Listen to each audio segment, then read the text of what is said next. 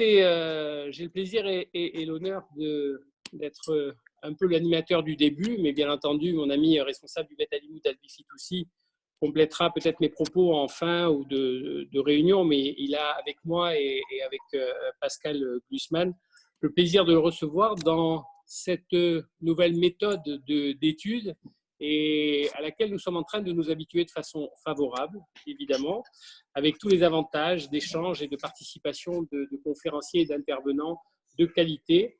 Et il n'était bien entendu pas du tout question que Liliane Vanna ne fasse pas partie de notre panel d'intervenants et de conférenciers, puisqu'elle est déjà de notre Bet Alimout depuis de nombreuses années. Et comme vous le savez, elle a beaucoup contribué, mais elle n'était pas présente de façon physique à nos assises en novembre dernier, à la qualité de certains débats et évidemment, vous connaissez comme moi l'importance qu'elle apporte à certains dossiers épineux et pour lesquels elle se bat avec toutes ses forces et surtout toutes ses compétences. Alors, ces compétences, je vais en parler tout de suite. Et bien entendu, professeur Liliane Vanna, merci beaucoup d'avoir la gentillesse et l'honneur d'être présent à nos côtés.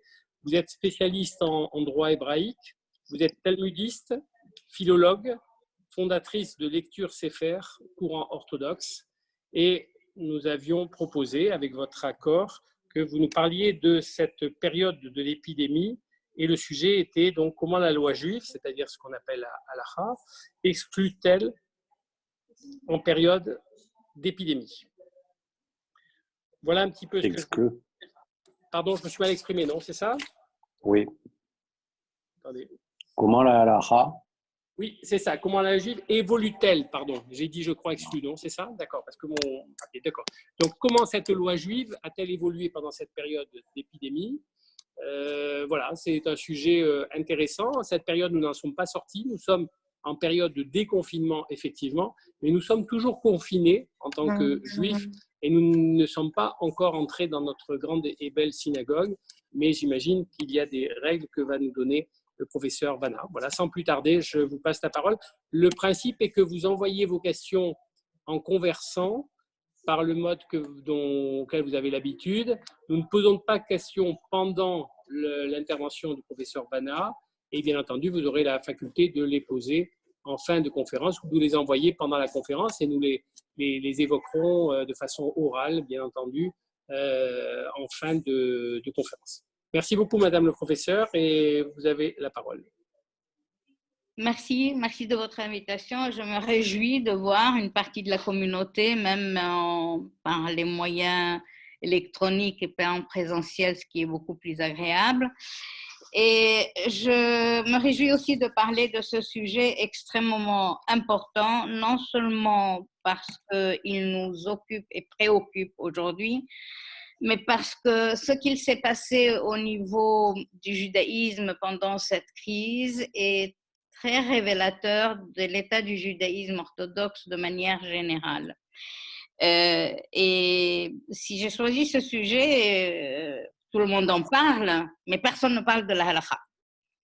Sauf erreur de ma part, si je me trompe, rappelez-moi alors et dites-moi où je me suis trompée. Je n'ai pas entendu personne parler de la halakha, sauf un seul cas que je citerai tout à l'heure. Monsieur Wizerat a annoncé le titre de ma conférence comme s'il s'agissait du présent, mais mon titre est « Comment la loi juive, la halakha, évolue-t-elle en période d'épidémie ?» indépendamment de la nôtre, parce que ce n'est pas la première épidémie que les sociétés humaines connaissent, hélas. C'est sans aucun doute la première pandémie, mais c'est quand même une épidémie au niveau local. Alors, la question est du point de vue de la halakha. La question, comment le judaïsme se comporte, comment il réagit, comment il essaye de réagir, comment il sait ou ne sait pas réagir à ce genre de situation. Je répète, j'ai choisi ce sujet parce que notre judaïsme orthodoxe et les instances qui pouvaient prendre des décisions en matière de halakha ont été en dessous de tout. Je dis bien en dessous de tout, sauf un seul cas. Parce que, d'un point de vue halachique, il n'y a pas eu aujourd'hui de réponse halachique. Il n'y en avait qu'une seule, à laquelle certains ont réagi avec virulence, j'y reviendrai, mais aucun des courants juifs orthodoxes, des Haredim, au moins Haredim, n'a pris le problème à bras le corps comme ont su le faire dans les générations précédentes, certains sages, en réagissant à certaines épidémies qu'ils ont vécues eux-mêmes. Et je vais parler de leur réponse et également de ce qu'il s'est passé et aujourd'hui avec le coronavirus Covid-19. Alors, les crises de manière générale, avant de me lancer dans le vif du sujet, sont un moment très important et indicateur de la capacité de la communauté juive de réagir et de sa capacité d'être créative en matière de halakha. Et elle n'a pas été créative en matière de halakha et cette fois-ci, nulle part d'ailleurs, et non seulement elle n'a pas été créative, elle a été en dessous, pardonnez-moi de me répéter, en dessous de tout. Elle n'était pas à la hauteur du problème. Alors, j'entre maintenant dans le vif du sujet. La question des épidémies est connue déjà dans la Bible, mais dans la Bible, elle est perçue comme une punition de la part de Dieu à l'égard du peuple d'Israël lorsqu'il s'est mal comporté pour une raison ou une autre, peu importe, il y a un mauvais comportement de la part du peuple, il y a une épidémie et c'est la sanction. Mais parfois, l'épidémie est due au comportement d'un seul individu. C'est le cas de David, par exemple, à cause de lui, pour une de ses fautes, tout le peuple a été puni. Mais ça, c'est la Bible. La Bible perçoit l'épidémie comme une sanction de la part de Dieu. Mais pas l'épidémie de manière générale, mais uniquement l'épidémie particulière qui sont mentionnées dans la Torah. Or, certains rabbins qui ont pris la parole depuis le début de la crise jusqu'au moment où je vous parle, ont considéré ce qu'il y a dans la Bible comme une réponse évidente et claire à ce qu'il se passe aujourd'hui. Nous avons fauté, donc nous sommes punis. Les Chinois mangent de n'importe quoi, donc il nous a punis, etc. Non, ça c'est vraiment avoir l'outrecuidance de savoir comment Dieu se comporte. Dans la Bible, nous le savons parce que le texte nous le dit. Le texte dit, le peuple a fait ça et Dieu a décidé de faire ceci. Donc, dans la Bible, c'est sans doute une sanction. Mais est-ce que toutes les épidémies sont des sanctions de la part de Dieu? Certainement pas. Si c'est le cas, il faut qu'on connaisse la preuve et personne n'a encore rencontré Dieu pour avoir la confirmation ultime de ce rapport de cause à effet entre le comportement des humains et l'épidémie. Alors, de ce fait, la réponse qui a été donnée aujourd'hui est à la hauteur ou au manque de hauteur de l'analyse et on a dit, voilà, la teshuva, c'est une réponse bateau, pardonnez-moi de cette expression qu'on donne partout quand il y a une mauvaise situation. Teshuva, tefila, tzedaka, ma'avirin trova gzera. Il faut faire teshuva, il faut prier, il faut faire la tzedaka et ensuite tout va se passer. Bon, si c'était ça, ça se saurait. Alors, les problèmes particuliers que nous avons rencontrés et que je vais analyser vers la fin, c'est la question du mikvé. Est-ce qu'on peut aller au mikvé en période de Covid-19? Est-ce qu'on peut célébrer des mariages? Est-ce qu'il faut faire des minyanim, que ce soit dans les synagogues ou des minyanim privés et sauvages comme ça s'est fait? S'il y a eu tant de morts dans la communauté, c'est probablement parce qu'il y a eu des minyanim privés, parfois dans des appartements. Est-ce qu'on a le droit de faire ça?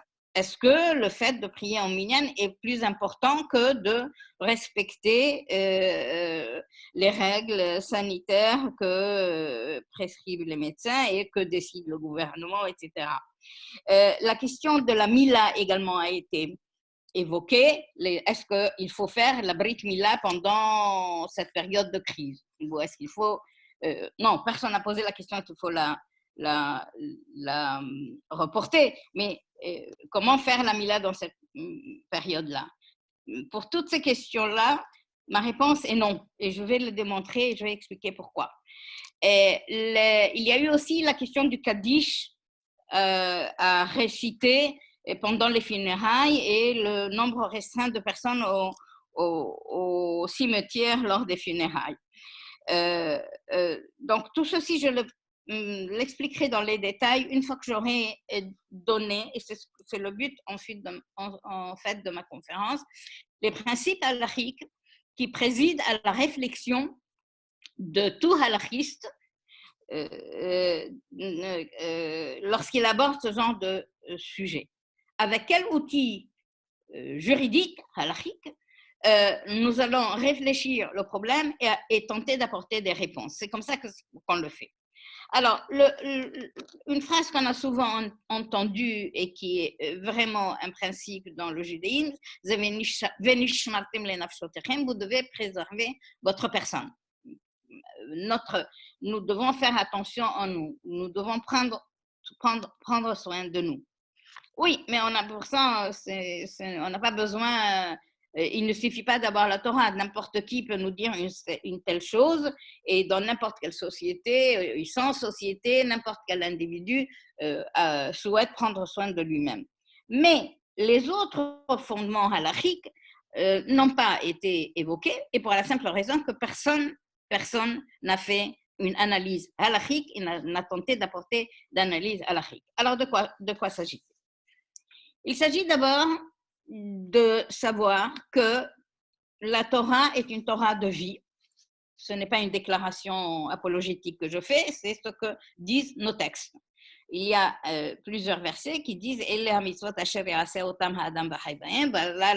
voilà les commandements que l'être humain doit accomplir afin de vivre avec, les commandements de Dieu, le commandement de la Torah, et les sages du Talmud d'ajouter et ne pas mourir avec. C'est-à-dire la Torah est une Torah de vie, pas parce que nous sommes des personnes bien pensantes et que nous disons cela, mais parce que c'est aussi inscrit dans les textes qui disent que la Torah est une Torah de vie et pas une Torah de mort.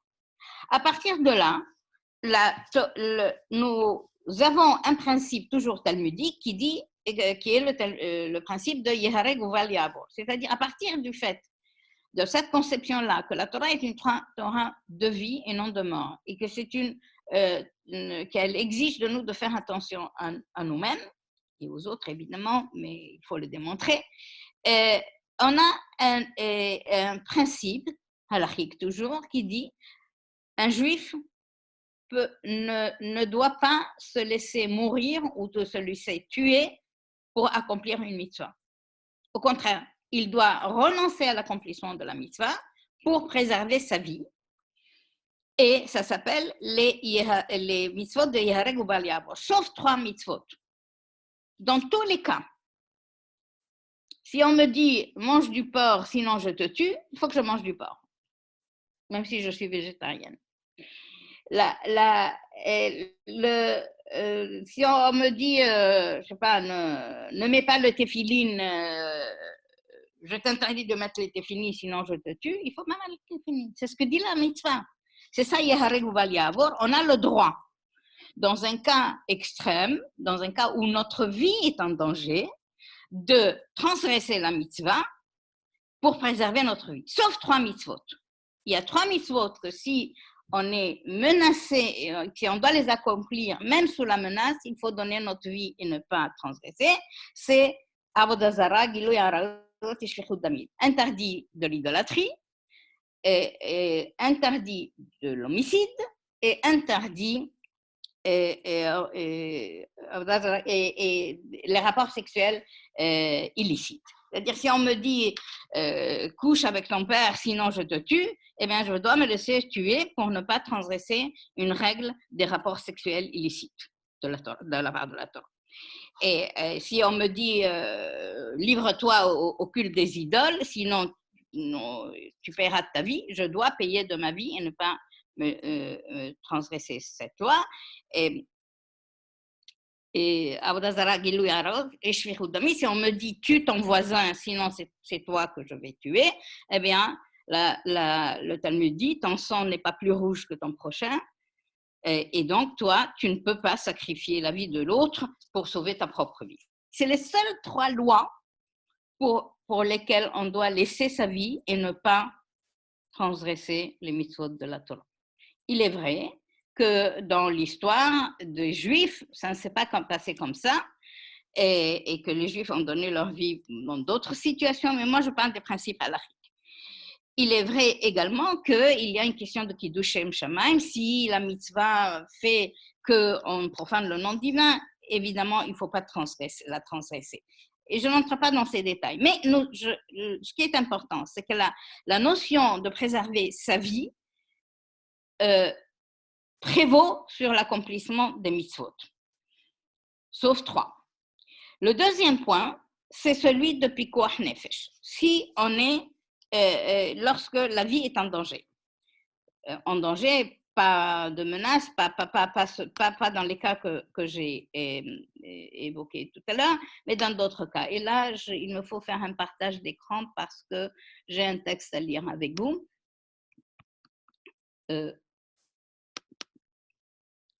Alors, j'ai besoin d'aide. Comment on fait un partage d'écran? J'ai oublié, je le savais, mais j'ai oublié.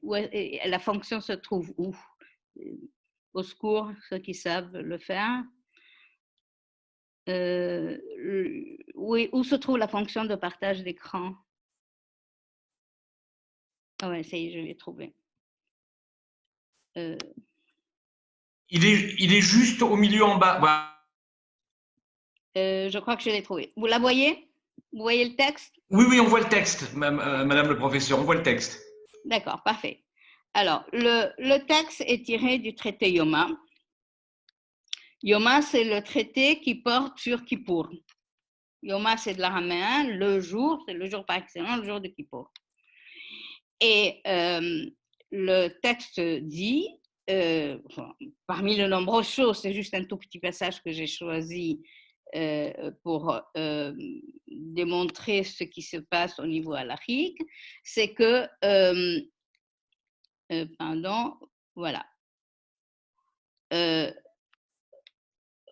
Rabbi Bantia Ben Heresh dit, "Hachoshesh bigrono matilin lo sam betor piv beshabbat mipnei shehu safek nefashot, vechol safek nefashot doche et Shabbat."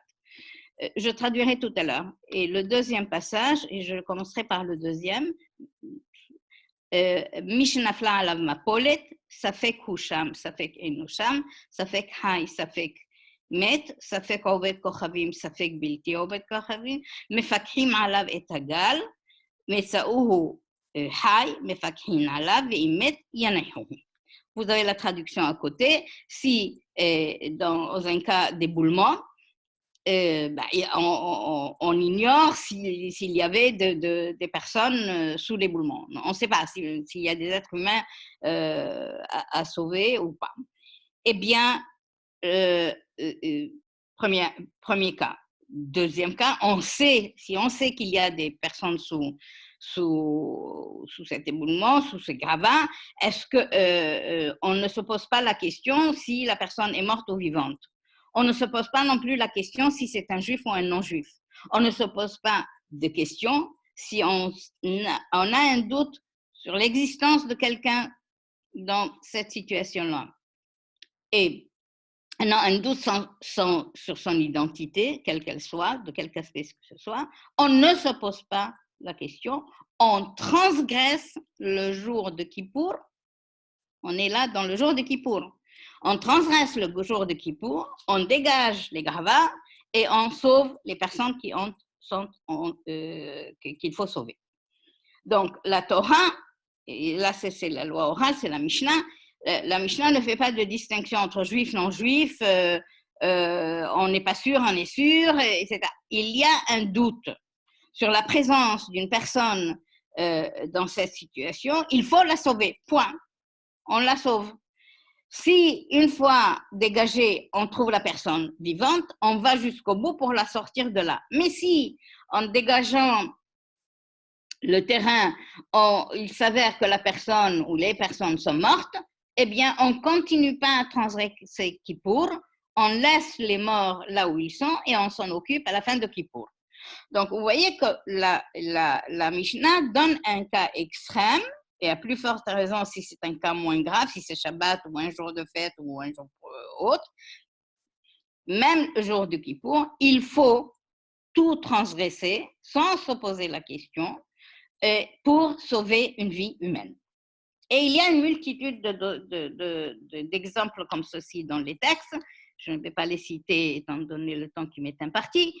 Et donc, il faut transgresser Kippour. Ça s'appelle Pikuach Nefesh, la vie humaine est en danger.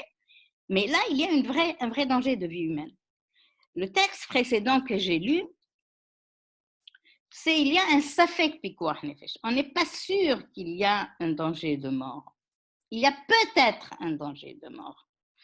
Et c'est ce que dit Rabbi Matthias ben Heresh. Il dit, si quelqu'un se plaint d'un mal de gorge, enfin, il ne s'agit pas d'un mal de gorge comme quand je toussote ou quoi, quelqu'un qui vraiment est inquiet pour ce qui se passe au niveau de sa gorge, eh bien, on a l'obligation de lui introduire de force le médicament dans la bouche le jour du Shabbat, alors que ce genre d'action est interdit le Shabbat, parce que c'est Safek Nefashot. Est-ce que vous voyez ma flèche? Il est 18h30. Safek Nefashot, je ne sais pas comment, hors tourisme de danger mortel l'emporte sur la...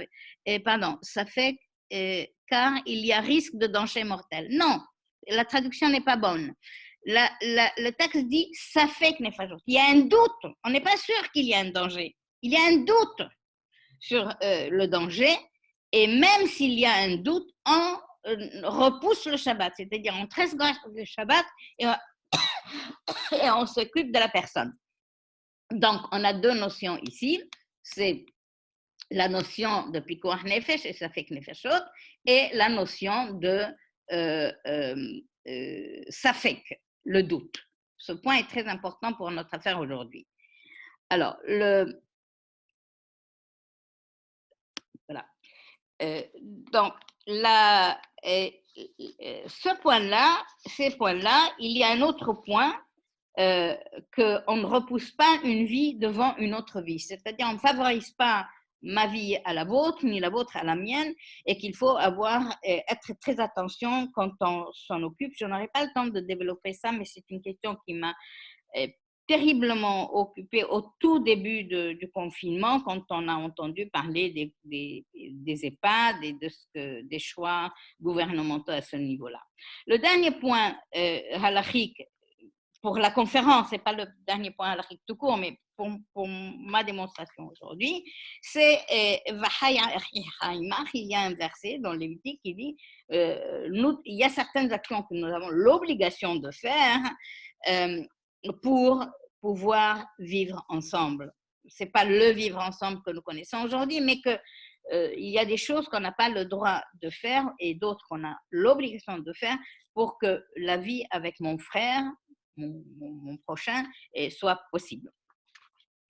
Alors, je m'arrête là pour... Ce sont un échantillon des problèmes halachiques. Je répète, ce ne sont pas tous les problèmes. Les principes halachiques, c'est quelques échantillons quelques exemples de cette réflexion. Et encore un point, c'est quand on dit un danger de mort, la halakha a développé cette notion en disant que ce n'est pas seulement vraiment un danger de mort par opposition à la vie. On ne doit pas être à l'article de la mort pour respecter ces règles, mais il suffit que la santé d'une personne soit sérieusement en danger, c'est-à-dire risque d'être sérieusement atteinte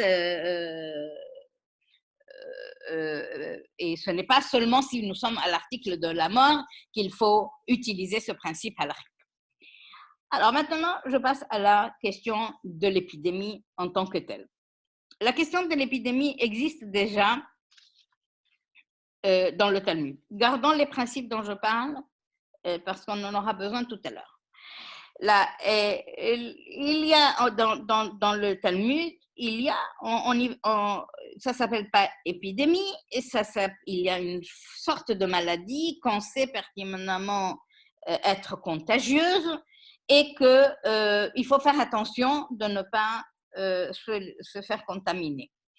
On ne sait pas très bien quelle est cette maladie, mais peu importe, c'est le principe lui-même qu'il existe de maladies contagieuses dont il connaissait l'existence et qu'il tente de chercher des moyens de préserver leur santé. Et donc, Rabbi Zera, un des sages du Talmud, dit si vous êtes dans un endroit où cette maladie contagieuse est présente, eh bien, il ne faut pas s'asseoir face à quelqu'un que vous soupçonnez d'être contaminé, face à quelqu'un alors que le vent souffle vers vous.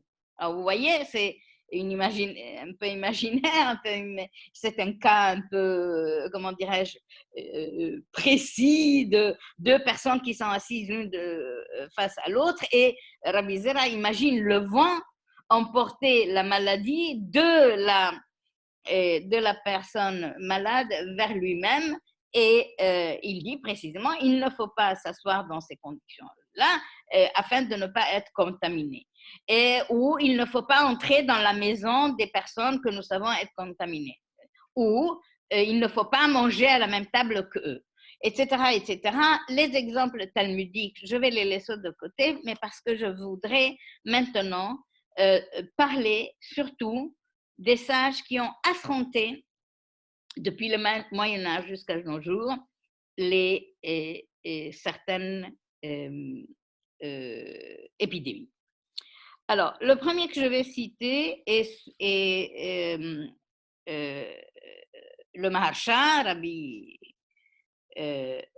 Shmuel Eliezer Halevi et Aïdelis. C'est un sage qui a vécu à la fin du XVIe au début du XVIIe siècle, et il parle d'une maladie, je ne dis pas encore laquelle, enfin d'une épidémie, pardon, et au sujet de cette épidémie, il dit il ne faut pas entrer dans la maison, pardon, il ne faut pas,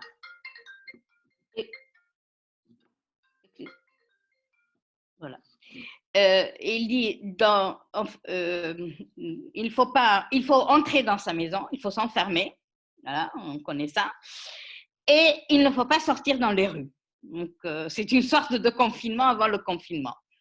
Et je répète, le Maharsha dit que c'est dans ce cas d'épidémie, il ne faut pas s'exposer. Il faut rester chez soi, s'enfermer chez soi et ne pas sortir dans les rues. Je n'ai pas nommé exprès le nom de l'épidémie. Rabbi Yosef Haïm Ben Yehoyada, un sage, un très grand halachiste, c'est le Ben Ishai en fait, de la fin du 19e siècle, dit oh là là, ce qu'a écrit le Maharsha, ce qu'a écrit la personne que je viens de citer, ne concerne pas l'épidémie que nous vivons aujourd'hui, nous, au 19e siècle. Vous vous rappelez, l'autre était à la fin du 16e, début du 17e. L'épidémie dont il parlait, c'était la peste. Et pour la peste, ce qu'il a dit est peut-être valable. Mais nous, aujourd'hui, nous ne vivons pas une épidémie de peste. Ce que nous vivons, c'est le choléra. Et le choléra, au choléra, on ne peut pas réagir de la même manière. Alors, regardez quelle intelligence. Ni l'un ni l'autre n'étaient médecins. Ils se sont sans doute, ou même sans aucun doute, concertés avec des médecins. Ils se sont renseignés. Mais l'un a l'audace de dire non, je ne peux pas faire du copier-coller et appliquer ce que le marché a dit. Ce que le marché a dit est valable pour la peste. Mais moi, qui vis maintenant le choléra, l'épidémie du choléra, je ne peux pas appliquer ça. Ce qu'il faut faire, dans ce cas-là, c'est quitter la ville, s'enfuir. Parce que s'enfermer dans sa maison, comme le dit le marché, ne sert à rien. C'est bon pour la peste, mais ce n'est pas bon pour le choléra. Alors, pourquoi j'ai parlé de copier-coller? D'abord, il faut voir que Youssef Ben Haïm Yehuda n'est pas irrespectueux à l'égard du marchand. Il dit simplement, il a pris une décision, c'est parfait, mais elle n'est pas bonne pour nous. Ça, aujourd'hui, personne n'a osé le dire. Deuxièmement, il y a eu un copier-coller sur le Covid-19 au début, quelques jours avant le confinement. Quelques jours, j'ai parlé avec une personne au sujet des synagogues. Les synagogues étaient encore ouvertes. Le confinement a commencé le 17. Moi, ma conversation date du 15 mars, dimanche 15 mars, le jour des élections d'ailleurs. Et la personne me dit, non, moi je dis, il faut fermer les synagogues. Et c'est au niveau du consistoire que je lui dis. Il faut fermer les synagogues. Il faut arrêter de prier en public. C'est vraiment grave, c'est délicat, c'est pas mon souhait, personne ne peut me soupçonner de ne pas vouloir une prière en public, mais au regard de toutes les halakhot et ce que je sais des réactions halakhiques dans ce genre de situation, il faut arrêter la prière en minyan. Et on me répond, non, on va voir comment ça a évolué, on est le 15. Macron prendra la parole le lendemain. Non, on va voir comment ça va évoluer. Mais de toute façon, nous allons faire des prières de 15 personnes. Ah bon? Mais pourquoi 15? Pourquoi pas 14? Pourquoi pas 11? Le minyan, c'est 10. D'où vient ce 15? Eh ben, non, je ne sais pas, comme ça, on me l'a dit. Très bien. J'avance. Je apporterai la réponse. J'étais très intriguée par ce chiffre 15, je ne sais pas d'où il sortait, mais j'ai fini par trouver. Eh bien, il sortait de la réponse de Rabbi Akiva Iger. Rabbi Akiva Iger a vécu à la fin du 19e siècle, au début du 19e, 18e, 19e. Rabbi Akiva Iger, lui aussi, a dû faire face au choléra et on lui a posé la question comment faut-il se comporter, comment faut-il faire et surtout, comment faire pour la prière en public. Et une des réponses qu'il a données, c'était ne vous réunissez pas en grand nombre dans les synagogues, faites un roulement de 15 personnes à chaque fois. Voilà, alors on a fait 21e siècle, au-delà de réfléchir au Covid-19, de voir, de se concerter avec des spécialistes pour trouver des réponses halakhiques en accord avec les exigences médicales, on a fait du copier-coller. Rabbi Akiva a dit 15 personnes, et bien moi, au 21e siècle, 2020, je fais la même chose. C'est de la bêtise. Et donc, Rabbi Akiva Iger ne s'est pas contenté de dire ça. Il a donné d'autres conseils. Il faut se couvrir, il faut porter du flanelle. C'est l'apparition de cette matière à son époque. Vous savez, on voit ça dans certains sketchs de juifs yiddishisants. Les flanelles, Kopek a un sketch magnifique sur le flanelle. Il dit il faut se couvrir, il faut porter des flanelles, il ne faut pas manger du poisson, machin, il faut changer ses vêtements, il faut observer une certaine hygiène, etc., etc. Et surtout, dit-il, il faut faire ce que le médecin nous dit. Ça, c'est Rabbi Akiva Iger. Mais qu'est-ce qu'on a fait au XXIe siècle, le 15 mars 2020? On m'a dit 15 personnes parce que Rabbi Akiva Iger l'a dit. Non, il n'a pas dit ça. Il a dit beaucoup de choses. On a pris juste parce qu'on avait envie de faire un minyan. On a pris le chiffre de 15 et on l'a collé sur notre époque à nous. C'est de la bêtise. Et il y a quelqu'un qui pose une question? Ah, c'est pas une question, mais c'est quoi? Ouvrez votre micro parce que je n'arrive pas à lire là. C'est Daniel, je crois, qui a posté un message. Non, non, c'est pas moi. C'est quelqu'un qui est un homonyme, mais c'est pas moi. Je lui ai demandé d'ailleurs de préciser sa question et son identité, mais il m'a pas encore répondu. C'était simplement, il me répond, ce n'était pas une question, mais une confirmation des propos de notre conférencière au sujet de la transgression du Shabbat et de Kippour. D'accord. Par rapport à la guerre de Kippour. Voilà, je me fais l'interprète. Okay. Hein. On verra ça. Lorsque je vais m'arrêter dans un petit quart d'heure. J'écouterai toutes vos questions, je tenterai d'y répondre. D'accord? C'est ce qui était convenu, c'est ce qui était convenu, madame. Et c'est juste parce que vous avez interrompu que je voulais expliquer, c'est tout. Oui, oui, merci beaucoup, merci, merci. Alors, donc, ce que Rabbi Akiva a dit énormément de choses, il a été en phase quand même. Combien en phase, je ne saurais pas le dire, je ne suis pas allée dans l'analyse des choses jusque-là, mais en tout cas, en partie, il était en phase de ce qui se passait à son époque, et il a donné pas une réponse de personne, il a parlé de roulement et il a parlé aussi d'autres conseils médicaux et non médicaux. Ce que j'essaye de dire là, c'est que Rabbi Yosef Haïm Ben Yoyada, le Ben Ishai, donc c'est un halachiste séfarade, et Rabbi Akiva qui est ashkénaze, ils ont traité tous les deux du même problème, c'est-à-dire de l'épidémie du choléra, et ils ont apporté les réponses qu'ils ont pu donner en fonction des précisions qu'ils ont pu recueillir de la part du corps médical de leur époque, de leur entourage. Et ce qui est intéressant, qu'ils ont donné des réponses qui ne sont pas très loin l'une de l'autre.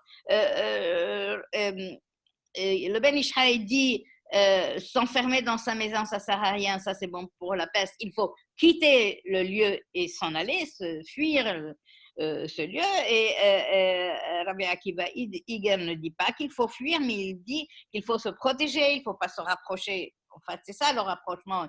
Il dit limiter les réunions à 15 personnes, enfin, mais il le dit uniquement pour la prière. Et surtout, insiste-t-il, la lechet les filles des frères Rofim, suivre les instructions du corps médical. L'autre point que je voudrais souligner, enfin, l'autre sage que je voudrais citer, c'est le Rabbi Israël Lipkin de Salante, toujours 19e siècle, qui il est fondateur d'ailleurs d'un mouvement chassidique de Moussar en Lituanie, et lui, il a pris une décision extrêmement intéressante, toujours au sujet du choléra, en disant, voilà, l'épidémie est extrêmement grave et elle nous touche tous. Moi, j'autorise les malades à manger le jour de Kippour et j'impose aux personnes bien portantes de manger le jour de Kippour. Donc, en fait, il dit, Israël Lipkin Salante, il dit, ce jour de Kippour de cette année-là, nous devons tous manger parce qu'on pensait qu'une personne affaiblie risque d'être atteinte, contaminée par l'épidémie plus vite que l'autre. Et donc, il a autorisé à manger le jour du Kippour. Vous voyez, regardez quel courage et quelle audace de la part de ce sage qui veut protéger ses ouailles. Cette décision d'Israël Lipkin a été reprise par un grand décisionnaire du XXe siècle qui est Rabbi Moshe Feinstein et on la trouve dans ses responsables. Je passe maintenant, ça c'est pour quelques exemples des responsables qui ont été donnés dans le passé, je ne peux pas aller plus loin faute de temps, mais je voudrais maintenant aborder un autre point halachique toujours donc, en période d'épidémie. Donc, en fait, peut-être quand même une connexion avec ce que j'ai dit au début. Vous voyez que tous ces sages, que les sages que j'ai cités, ont tenu compte de cette importance de la vie humaine. Donc, ce n'est pas seulement une question de vie et de mort, c'est une question de santé. Quand Israël Lipkin dit mangez, même si vous êtes bien portant, le jour du Kippour, parce que sinon vous risquez d'attraper le choléra, eh bien, la personne n'est pas à l'article de la mort, mais la santé de ces personnes ne doit pas être mise en danger, et que le pikuach nefesh n'est pas uniquement une question de vie ou de mort, c'est également une question de la préservation de la bonne santé de tout un chacun. Et donc, ils ont appliqué les principes que j'ai évoqués au début. Il y a un autre aspect dans les situations d'épidémie et qui est très, très présent aujourd'hui, dans toutes les épidémies, mais particulièrement aujourd'hui, c'est ce qu'on appelle la notion de rodef. Pardon. Rodef. Rodef veut dire poursuivre, courir après quelqu'un. Et en fait, la notion de rodef, c'est celui qui menace en quelque sorte, ou qui court, c'est un peu imagé, qui court après son prochain, un couteau à la main pour le tuer. La notion de rodef, c'est celui qui menace son prochain, directement ou indirectement. C'est un concept halachique. Et donc, le rodef, en termes de halakha, est une personne qu'on a le droit de tuer. Alors, il y a deux cas de figure. Soit l'agressé se défend et tue son agresseur, et ça, on le connaît, ça s'appelle légitime défense, mais dites-vous bien que c'est déjà dit dans le Talmud il y a 2000 ans. Et le deuxième cas de figure, c'est le témoin qui voit la scène, qui voit une personne qui menace une autre, qui a l'obligation, d'après nos lois, d'intervenir afin de sauver l'éventuelle victime. Donc, il y a des situations où tuer non seulement est légitime, mais également une obligation. Et c'est dans le cas de Rodef.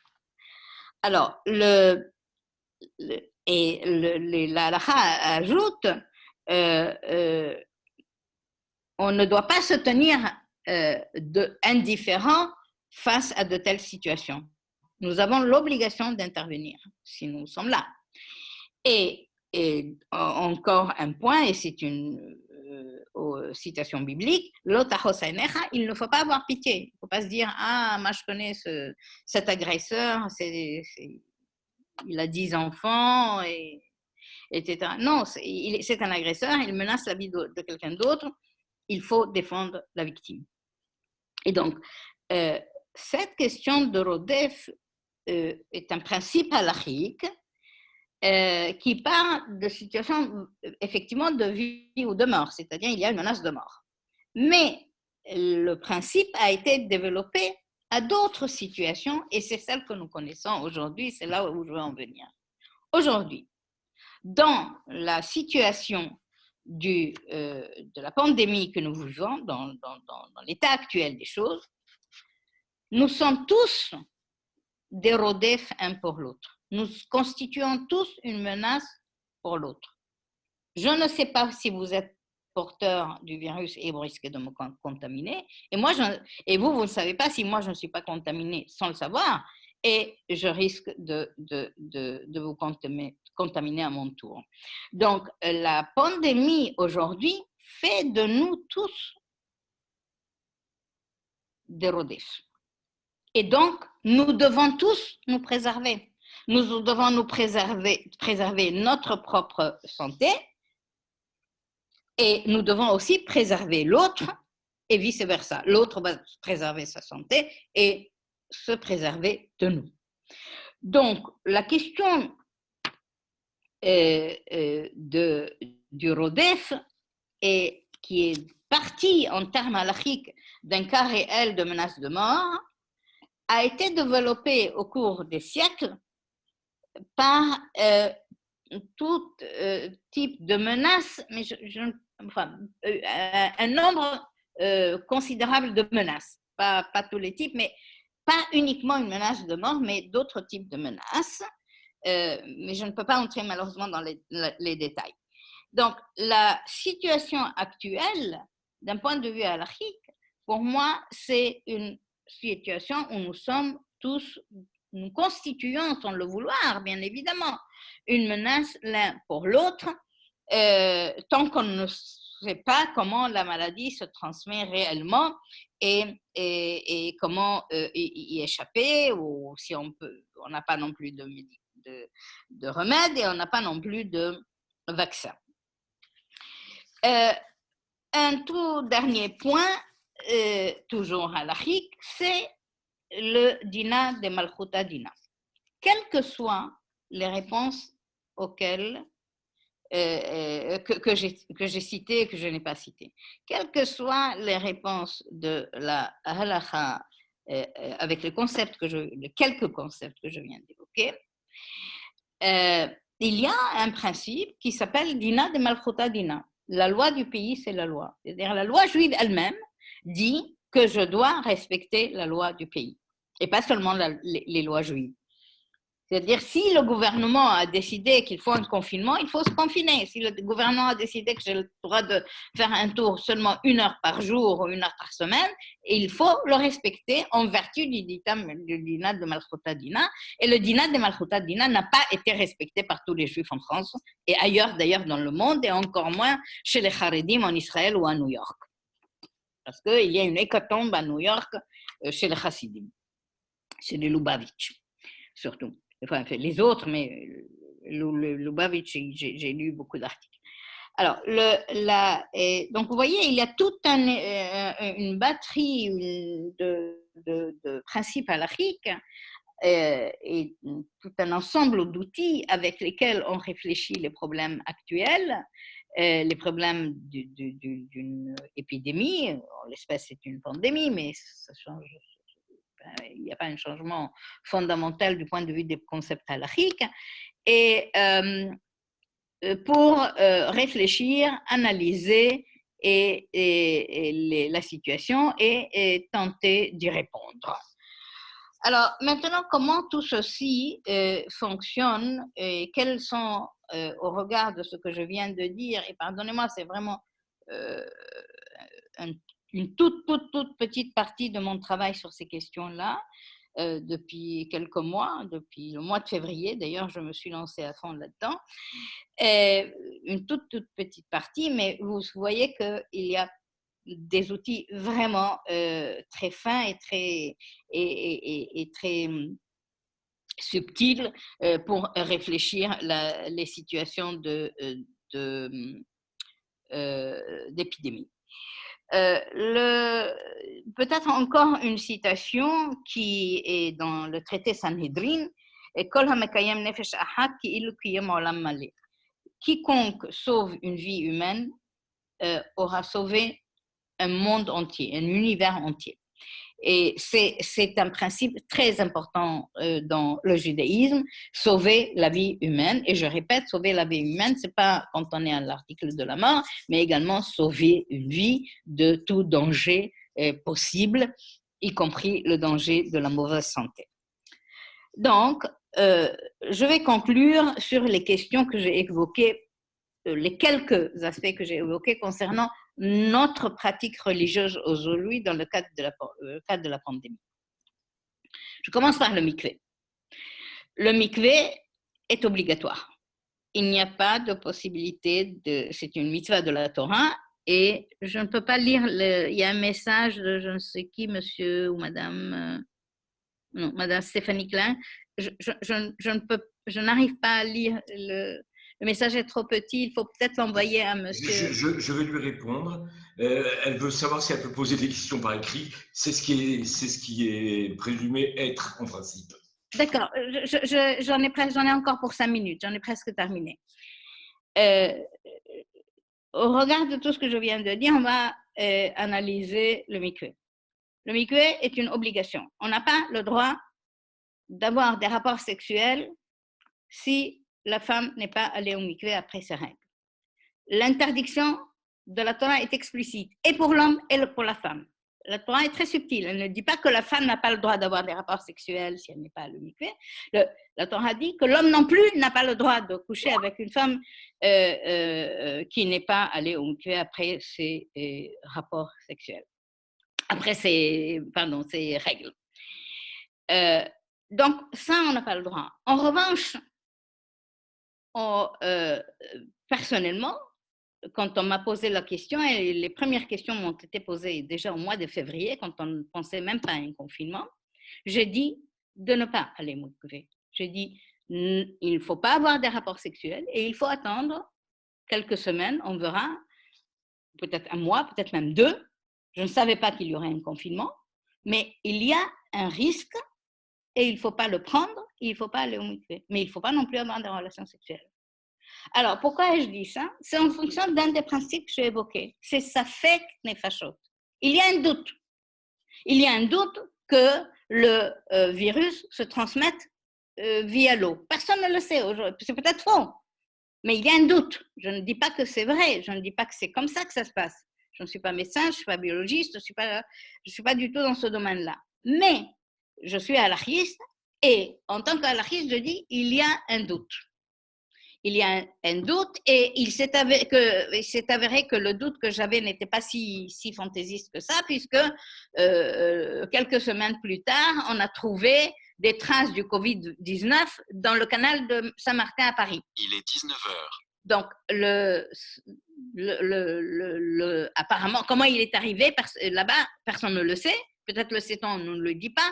Mais le fait est qu'il y a ce qu'on appelle safek nefashot. C'est le deuxième texte que j'ai lu avec vous. Donc, dans un cas de safek nefashot, on ne prend pas de risque.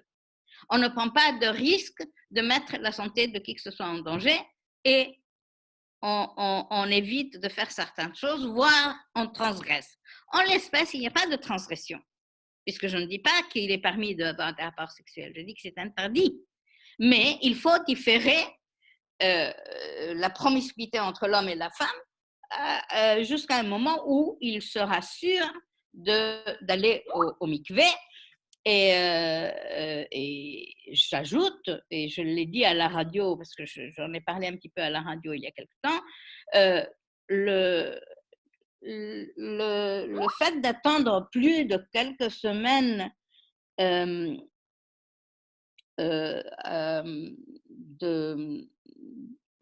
le fait d'attendre que plus de quelques semaines la reprise des rapports sexuels entre l'homme et la femme n'est pas uniquement lié au Covid-19. La parturiente on n'a pas le droit d'avoir des relations sexuelles avec elle tout de suite le lendemain de son accouchement. Non, on attend longtemps. Enfin, bref, il y a plusieurs situations où plusieurs cas où cette situation se produit, et indépendamment du Covid. Donc, le mikvé, je dis non, je n'y allais pas, à moins que l'on puisse aller se tremper dans le fleuve, dans la rivière, dans un lac, dans un océan, dans une mer. C'est ça le vrai mikvé.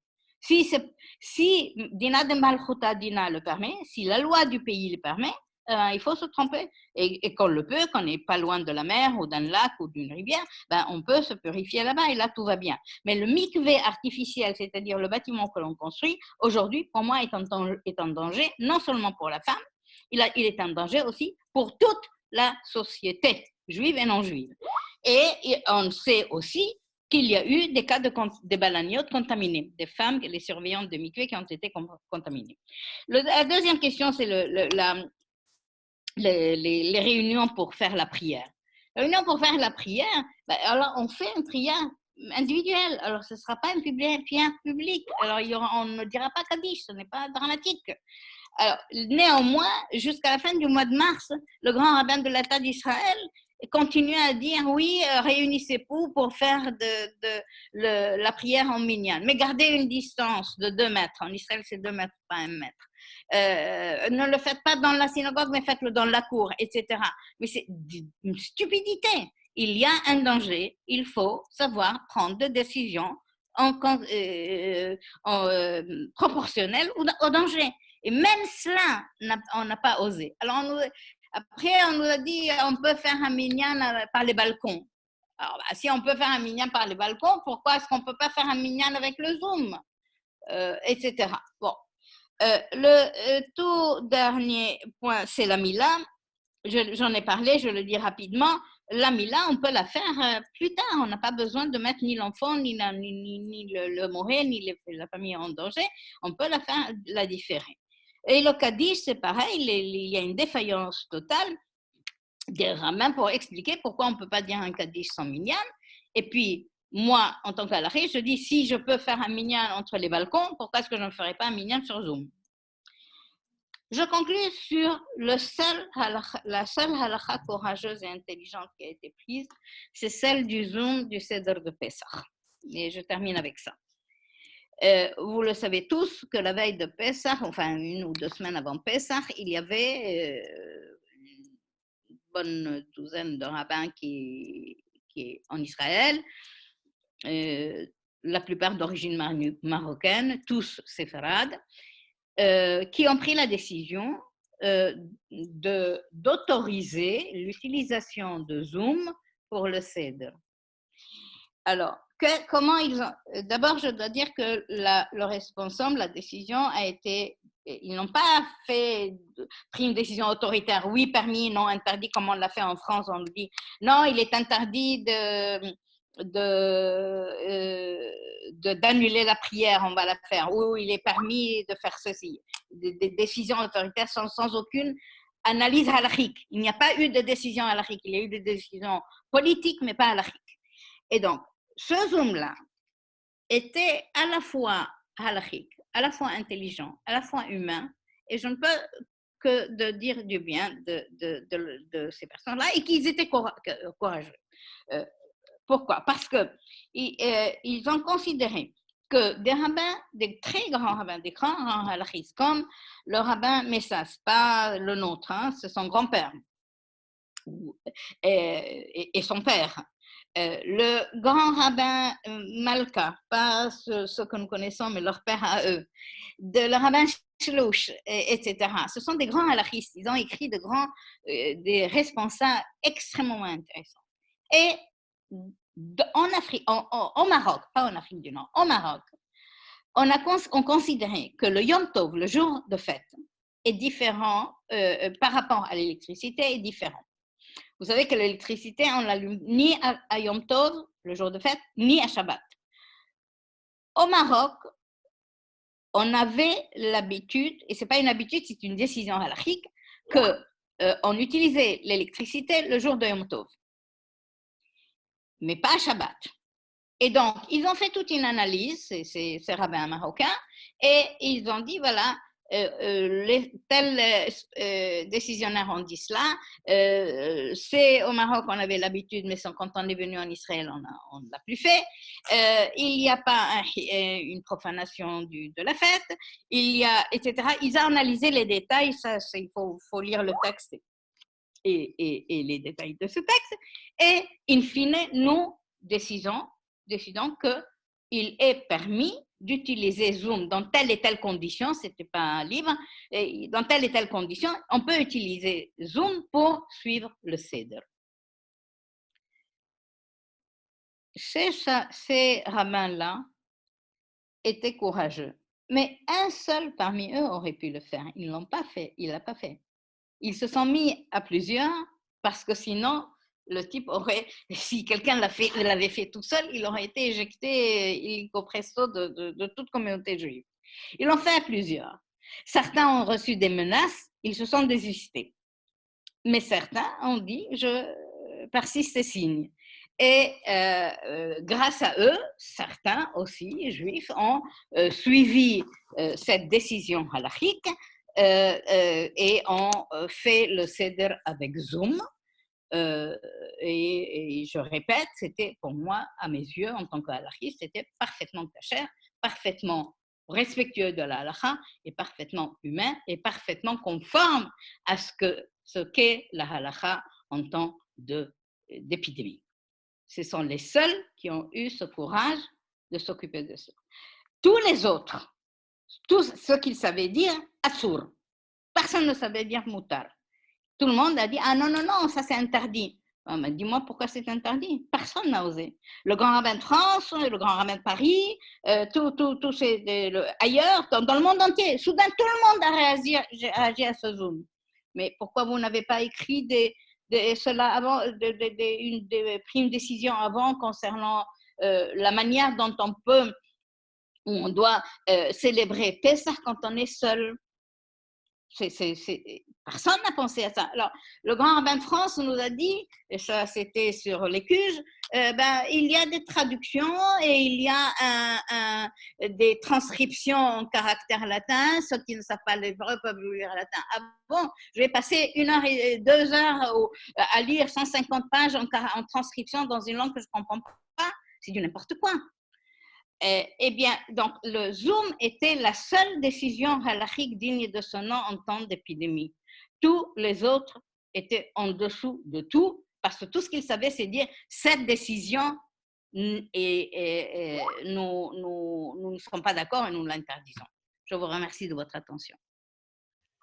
Madame le professeur, je vais maintenant donner la possibilité à tous les participants, s'ils ont une question, d'ouvrir leur micro. Je voudrais juste faire une remarque. Heureusement, il nous est permis par Zoom, et il n'y a pas d'interdit, de célébrer, puisque c'est une célébration, le savoir et l'intelligence. Je vous remercie beaucoup. Merci. Alors, la personne qui voulait poser une question tout à l'heure.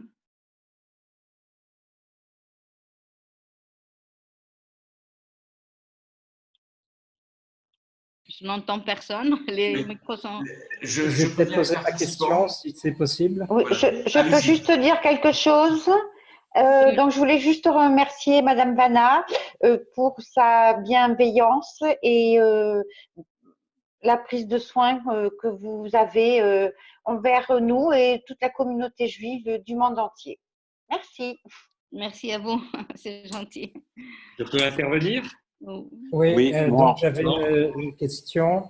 D'abord, merci à l'intervenante. Cette décision que les rabbins ont prise pour Zoom au moment de Pessah, est-ce qu'elle était applicable qu'aux Marocains puisqu'il s'agissait d'appuyer la décision sur ce qui avait été fait au Maroc, ou elle était applicable par tous les Juifs, quelle que soit la communauté? Par tous les Juifs. Oui. Une décision halachique, si elle est argumentée, je veux dire, le problème c'est qu'on confond une réponse lapidaire d'un rabbin avec une décision halachique. Quand un rabbin vous dit c'est permis, c'est interdit, ça c'est une réponse lapidaire, c'est pas de la halakha, c'est peut-être le din, c'est peut-être vrai, c'est peut-être pas vrai même. Quand un halachiste prend une décision, il argumente, ça s'appelle un responsable. Il dit voilà les problèmes que la question soulève, voilà les possibilités de répondre, voilà les impossibilités d'y répondre, voilà ce qu'on peut dire qui est permis et interdit. Une fois qu'il a pris la décision, tout le monde peut s'aligner sur cette décision. Tout le monde peut dire, moi, je suis la décision d'un tel qui a répondu à la question dont elle responsable. Donc, mais maintenant, évidemment, tous les juifs ne sont pas toutes les décisions halachiques. Il y a plusieurs décideurs halachiques. Et chacun juif, le gourou de sa chapelle.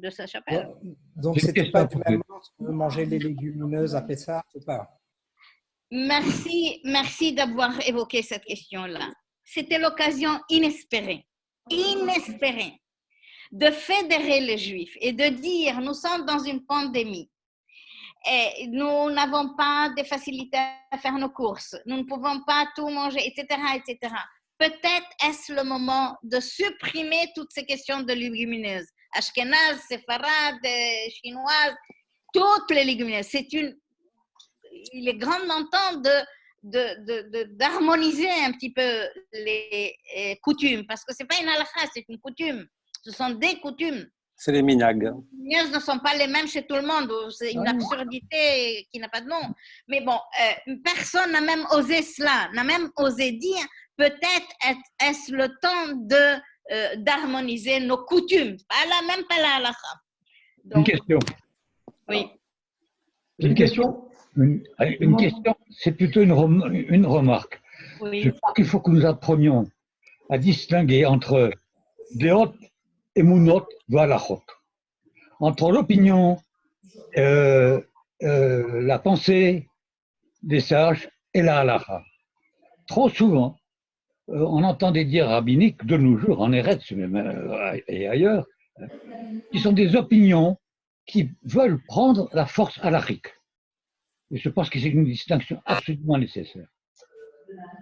Vous allez un peu dans le sens, merci de votre remarque, vous allez un petit peu dans le sens de ce que je viens de dire en allant un peu plus loin. Absolument. Mais c'est nous qui leur donnons leur force. Si vous avez le courage de dire au rabbin, monsieur, ça c'est pas de la halakha, ça c'est des coutumes, ça c'est votre opinion personnelle, eh bien il n'aurait pas le pouvoir qu'il a, parce que nous aussi nous donnons du pouvoir à la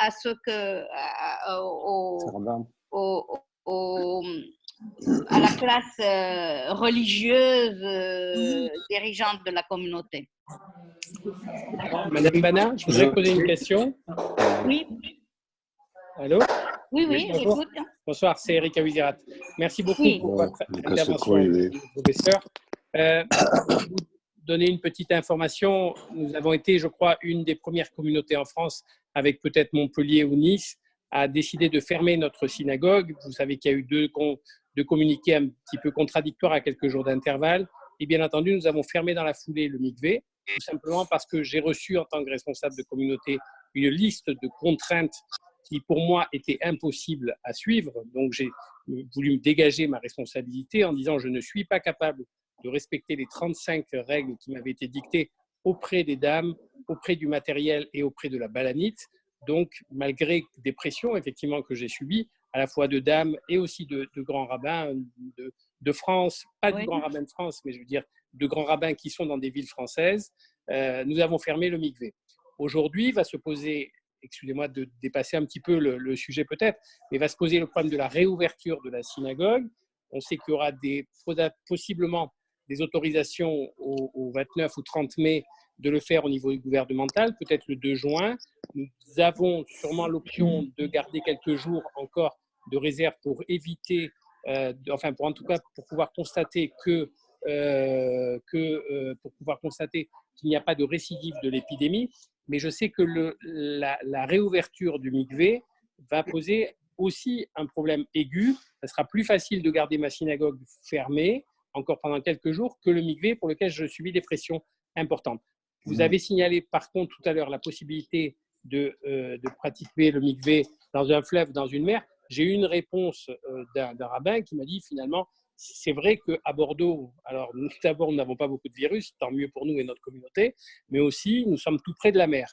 Mais un autre rabbin m'a dit, c'est dangereux, ça ne sera pas possible, c'est beaucoup plus compliqué que cela. Quel est votre avis là-dessus ? Je ne sais pas, ce n'est pas ma réponse. Vous mais pouvez en tout cas, dire, c'est qui ce rabbin qui dit que c'est compliqué, que ce n'est pas possible? Non, mais… Je veux des noms. Non, je sais que vous aimez bien les noms aussi. Vous pouvez dire à ce monsieur qu'il dit n'importe quoi et vous pouvez citer mon nom. Voilà. D'accord, ok. Je ne manquerai pas. Le mikvé par excellence, c'est la source d'eau vive. Bien sûr. D'accord.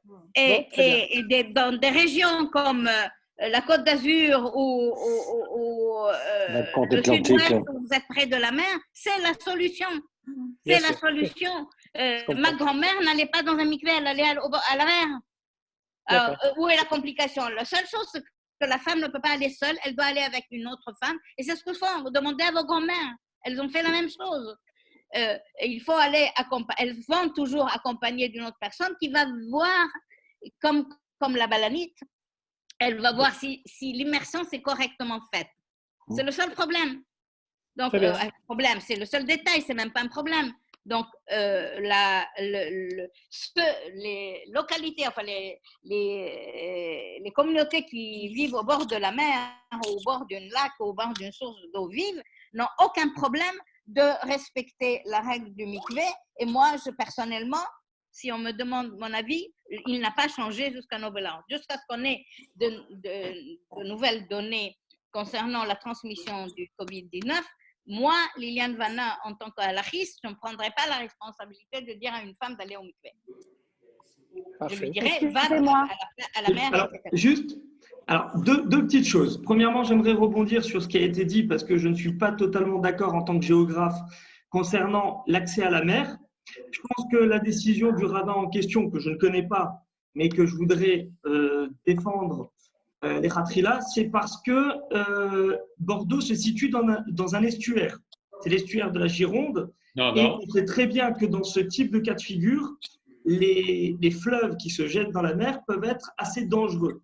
Donc, peut-être qu'il met ça sur le compte d'un Safek Nefashot, c'est-à-dire qu'il y a un danger d'aller à proximité de Bordeaux pour se plonger et faire la Tevila à cet endroit-là, qui n'a rien à voir avec l'accès à la mer, par exemple à Marseille ou à Nice, où la mer est directement accessible. Ou à La Rochelle. Monsieur, je n'ai pas donné une réponse de géographe et votre rabbin n'est pas géographe non plus. Il n'est pas plus géographe que moi. Je donnais une réponse halakhique. Peut-être qu'il y a un danger. Peut-être que des gens iraient dans l'estuaire. Non seulement s'il y a un danger. Pardon, oui. Ils iraient peut-être dans l'estuaire de la Gironde. Et je vous dis, l'estuaire de la Gironde est particulièrement dangereux. Donc, il veut peut-être, par rapport à un Safek Nefashot, mettre en garde les personnes qui seraient tentées de le faire. Ce qui n'aurait rien à voir avec Arcachon. Par exemple, dans le lac d'Arcachon, enfin dans la zone ouverte par Arcachon, ça ne pose aucun problème d'aller effectivement se tremper. C'est une eau vive, mais qui est stagnante.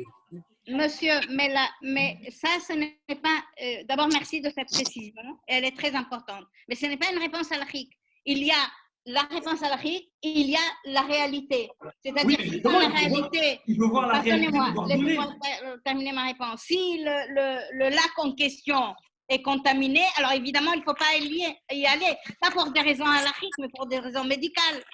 Et si l'endroit que vous désignez est dangereux, ce n'est pas une réponse halachique, c'est un danger d'un autre ordre qu'il faut prendre en ligne de considération. Donc, pardonnez-moi, je n'ai pas terminé. J'ai envie de dire, même si ce n'est pas dangereux, et que l'État dit, j'interdis d'aller à la place, il ne faut pas y aller. Vous comprenez? C'est-à-dire, ma réponse est du point de vue de la halakha. Évidemment, il y a d'autres paramètres à prendre. Pour le moment, je n'ai pris que deux paramètres, halakha et santé. Maintenant, vous me dites en tant que géographe, vous êtes spécialiste, moi je ne le suis pas, que c'est un endroit dangereux. Ok, je n'ai pas dit d'aller dans des endroits dangereux, alors aller dans un endroit qui n'est pas dangereux. Alors peut-être pas à Bordeaux, mais peut-être à Nice, etc. Donc, ne me faites pas dire ce que je n'ai pas dit. Non, mais je voulais juste qu'on précise. Alors par contre, j'avais une question un petit peu différente. Oui. Vous avez parlé du problème des takanot et du fait que les rabbanim doivent s'engager dans la prise de décision pour eux. Je n'ai pas parlé de rabbanim. Pardonnez-moi de me couper la parole. Je n'ai pas parlé de rabbanim. Les rabbanim ne savent rien. Les poskim. Voilà, les Gdolé Hador. Non, je n'ai pas parlé du Gdolé Hador. C'est ça encore un blabla que je ne suis pas. Bon, alors les poskim, si vous voulez. Donc les décisionnaires doivent prendre des décisions. C'est ce qui s'est passé, par exemple, on le sait, au Moyen-Âge, ça se passait très fréquemment, il y avait des xérotes, il y avait des takanotes, par exemple les takanotes de Choum ou les takanotes du Ravad, je parle du Ravad 2, du Goker, du Baal HaSagon, qui a pris des responsables pour les communautés du Midi. Oui. Aujourd'hui, qu'est-ce que vous en pensez, par exemple, sur effectivement la question du deuxième jour de fête? Parce que c'est quelque chose qui nous préoccupe tous. Oui, mais si ça dépendait de moi, je l'aurais annulé. D'accord, donc vous le dites clairement. En tant qu'halachiste, et d'ailleurs je ne suis pas la première ni la dernière, il y a des tonnes d'écrits sur cette question-là par des spécialistes de halakha, par des personnes parfaitement orthodoxes qui disent qu'il faut annuler le deuxième jour de Yom Tov. Mais bon, si les rabbins devaient gagner leur vie comme vous et moi, Et si les poskim devaient gagner leur vie comme vous ou moi, ils auraient à supprimer le deuxième jour. Il y a quelqu'un qui ils sont rémunérés par la communauté. Je me permets d'intervenir. Je ne sais pas qui parle. Qui veut intervenir là? Je me permets d'intervenir pour dire que le temps passe. Oui. Je voudrais qu'on passe peut-être à une autre question. Stéphanie Klein, qui vient de temps en temps faire des conférences chez nous, voudrais vous poser une question. Je vais donc lui passer la parole et je repasserai la parole après à Albi pour qu'il clôture la conférence. Il y a aussi monsieur Daniel Guzman qui voudrait poser aussi une question. Non, c'est moi. Daniel Guzman, c'est moi. Pardon. C'est l'autre Daniel. Ah, c'est l'autre Daniel, pardon. L'autre Daniel. Je voudrais que Stéphanie, qui me demande depuis un certain temps la parole, prenne la parole pour vous poser sa question. Excusez-moi, est-ce que vous m'entendez parce que je suis avec les écouteurs? C'est bon, on m'entend? Stéphanie, on m'entend parfaitement. Oui, ok. Oui, bonjour Madame Vanna, enchantée de faire votre rencontre. C'est la première fois que je vous écoute et j'ai été ravie de suivre cette conférence. J'espère que c'est la dernière. Bah voilà, exactement. Vous m'apportez beaucoup. Oui. Alors par contre, moi qui ne suis pas du tout alariste, qui étudie juste le texte, je voulais essayer de tenter de comprendre ce que vous disiez au niveau de la loi orale et de la halakha. Parce qu'à un moment donné, vous n'étiez pas très ravi qu'un monsieur s'était permis de citer une responsable de Rabbi Akiva sur les 15 personnes d'un minyan. Et d'un autre côté, pour le Zoom de Pessar, vous avez… Alors, excusez-moi, je n'ai pas trop écouté à ce moment-là parce que ma fille m'a parlé, donc je suis confuse. Mais je pense que vous aviez parlé de coutumes de rabbins du Maroc qui avaient pu faire en sorte de prendre cette décision pour le Zoom de Pessar. Si j'ai bien compris, mais je n'ai pas entendu la base de cette réponse, peu importe. Ce que je voulais savoir, c'est comment on appréhende la loi orale. Par exemple, cette personne, bon, elle est pas peau sec, elle a dû entendre que quelqu'un a dit qu'il fallait 15 personnes pour le minyan. Évidemment, vous avez entièrement raison de dire qu'il y avait un problème de piquoir nefesh, et évidemment qu'il ne fallait pas se rassembler à ce moment-là. Mais en dehors de ça, Rabbi Akiva, par exemple, qui a posé ce postulat des 15 personnes, il le prend d'où, lui? Vous voyez ce que je veux dire? Rabbi Akiva, c'est Akiva Iger. Ah, excusez-moi. Alors, pas Rabbi Akiva du Tanoué, c'est Rabbi Akiva Iger de… Excusez-moi, j'avais entendu un Akiva quelque part. Oui, c'est son prénom, effectivement, c'est Akiva Iger. Alors, ce Rav Akiva Iger, si vous voulez, quand il pose ce postulat, il le fait par rapport à quoi? Et nous, pourquoi on ne pourrait pas faire des parallèles et se dire on peut prendre l'idée du minyan sur 15 personnes? Et puisque le Zoom de Pessar avait été une mise en parallèle d'autres choses qui avaient été prises, d'autres rabbanim. C'est ça que je n'ai pas très bien compris. Ça n'a rien à voir. Ça n'a rien à voir. Les deux questions sont totalement différentes d'un point de vue méthodologique. Alors, c'est ça que je voulais comprendre. Rabbi Akiva Iger faisait face au choléra. Ah oui, d'accord. Et pour le choléra, il n'y avait pas le même danger de contamination qu'on a aujourd'hui. Aujourd'hui, si je parle en face de vous et que je suis porteuse du virus, je risque de vous contaminer. Le choléra, on savait qu'il ne se transmettait pas par l'air. D'accord? Donc, on ne peut pas faire ce copier-coller des 15 personnes. À l'époque de Rabbi Akiva Iger, pour le choléra et pour les données médicales, les connaissances médicales qu'on avait à l'époque, c'est ce qu'il a pris la décision en fonction de cela. Donc, mais vous ne pouvez pas prendre du copier-coller. Et si vous étiez là, j'ai bien donné une expression, le maharsha, et après vient un autre sage, il dit, ah non, le maharsha, ce qu'il dit ne vaut rien parce que ça, c'est bon pour la peste et c'est pas bon pour le choléra. C'est exactement ce qu'il faut faire. Nous devons dire, c'est bon pour Rabbi Akiva Iger et le choléra, mais c'est pas bon pour le Covid-19. Vous comprenez? Vous ne pouvez pas faire du copier-coller. Parce que ce n'est pas la même épidémie et la maladie ne se transmet pas par les mêmes voies. Et ça n'a rien à voir avec le Zoom. Le Zoom, ce n'est pas une coutume. Le Zoom est fondé sur une halakha nord-africaine, marocaine exactement. Les halakhistes marocains, qui sont des grands halakhistes, et je regrette que les Juifs d'Afrique du Nord ne fassent pas recours appel à ces halakhistes, ils s'alignent tout le temps sur les tout le temps interdits du monde ashkénaze. Dans les halakhistes du Maroc, et ce sont des très grandes figures, ont opéré une distinction entre le Yom Tov et le Shabbat pour ce qui est de l'électricité. Pourquoi? Parce que Yom Tov, on peut cuisiner. Shabbat, on ne peut pas cuisiner. Yom Tov, on peut faire des choses que l'on ne peut pas faire à Shabbat. Et partant de là, je ne peux pas entrer dans les détails parce que c'est trop long, ils ont autorisé, sans épidémie, sans rien du tout, que le jour de Yom Tov, quel qu'il soit, on allume la lumière au Maroc pas chez nous. pour cuisiner. Pas chez nous. Pas en France. Pas en France. On n'allume pas la lumière en France. Mais qui dit que la France a raison? C'est ce qui est marqué pourtant dans le Shulchan Aruch. Normalement, le jour de Yom Tov, on n'a pas le droit d'allumer l'électricité. Ça dépend de quel Shulchan Aruch vous lisez. Je vais vous le dire, il est là. Oui, non, vous n'avez pas le Shulchan Aruch, vous avez le Kitsur Shulchan Aruch, vous avez un abrégé, monsieur. J'en suis certaine. Vous avez vraiment. Est-ce que vous avez ça? Non. Là, j'ai justement le volume du Shulchan Aruch. Le voilà. Non. Vous voyez vous avez l'abrégé. Exactement. Ce n'est pas une question de France ou de Maroc, c'est une question de méthode halachique. Il y a des méthodes halachiques qui considèrent que le Yom Tov, on peut faire certaines choses oui, je suis d'accord avec vous. Et dans d'autres communautés, on ne les fait pas. Mais c'est la méthode halachique. Je vais vous donner un autre exemple plus simple. Aujourd'hui, on vous enseigne que si votre plat est sur la plata le jour du Shabbat et que vous l'avez posé à côté, on n'a pas le droit de le remettre dessus. Vous ne pouvez pas le remettre. Tout à fait d'accord. Oui. Non, je ne suis pas d'accord. C'est ce qu'on vous dit.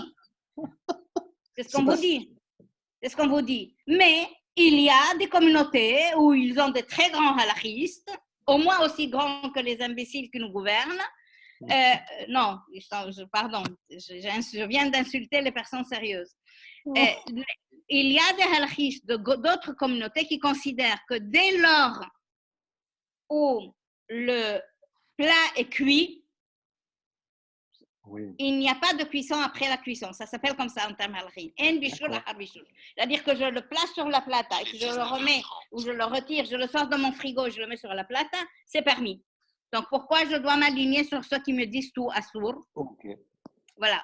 Donc, ce n'est pas une question de France ou pas au Maroc. C'est une question de méthode halachique. Comment on aborde la question de la cuisson à Shabbat ou la question à Yom Tov. Et le Zoom a pris ça en considération. Enfin, se basant sur les décisions des halachistes marocains, et je précise que ce sont des très grandes figures, et des très grands spécialistes, ils ont permis le Zoom. C'est en se basant là-dessus.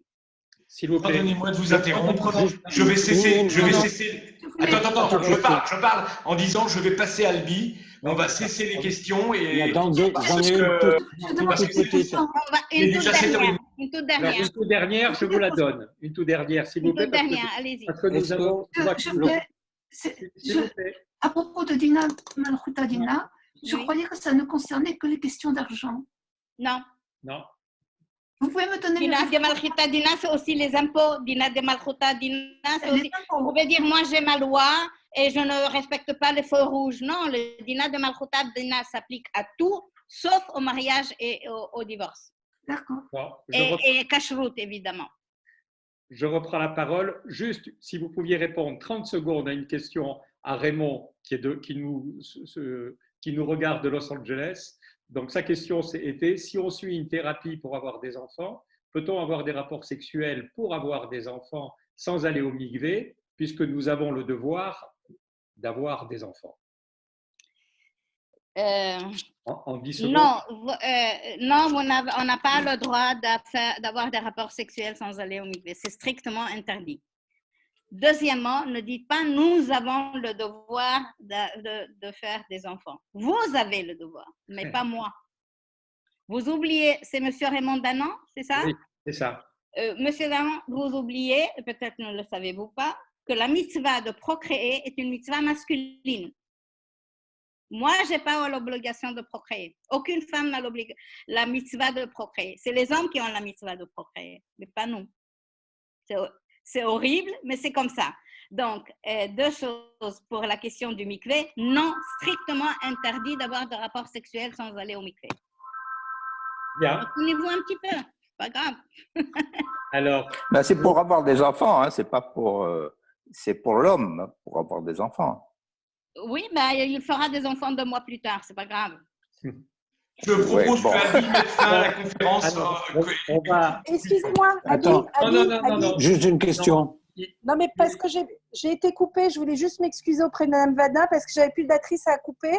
J'ai entendu la majorité de sa réponse et je voulais lui dire que ce que j'avais compris de sa halakha, 2 minutes elle dit, c'est que la halakha met en avant tout la vie, le bon sens, et que c'est ça qui est important et que finalement, ce qui s'est passé avec le Covid-19, c'est que personne n'a osé finalement se confronter à la réalité et rester sur ses peurs et ses acquis. Donc merci Madame Vanna, vous me confortez dans ce que je pense et merci à vous. Personne sur ce groupe-là n'a été à la hauteur, personne. Ça c'est vrai. Merci. Juste une petite citation pour conclure, une petite citation que j'avais trouvée concernant l'irresponsabilité, et notamment, vous le disiez, dans le milieu Lubavitch et Haredi. C'était dans le traité Tanit du Talmud, sous la plume de Rabbi Yanaï.